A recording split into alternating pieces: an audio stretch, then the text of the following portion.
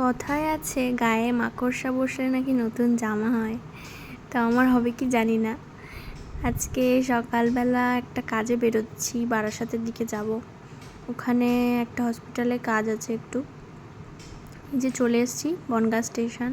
Train ধরবো, 9:50-এর train ছিল। এই ট্রেনটা মাঝেরহাট অবধি যায়। মা আর আমি যাচ্ছি। ট্রেনে কত সুন্দর এঁকেছে, দেখো কত সুন্দর এঁকেছে ট্রেনে,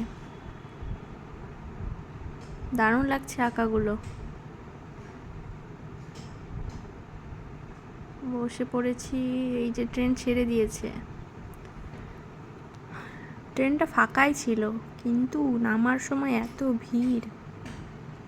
মাঝখানে আবার এত চৈত্র মাস, সেই জন্য এই যে এনারা এসছেন।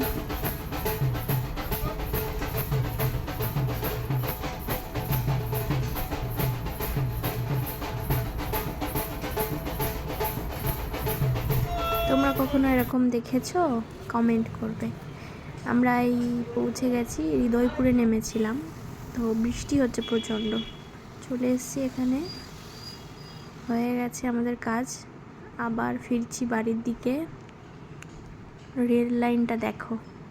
এই ফলটা কি তোমরা কি জানো? আমি এর নাম জানি না। এই যে ফিরছি বাড়ির উদ্দেশ্যে, আবার চলে এলাম বনগাঁ জাংশন। নেমে গেছি, তারপর টোটোয় করে চলে এলাম বাড়িতে, মা আর আমি। এত ভিড় থাকে বনগাঁর রাস্তাতে।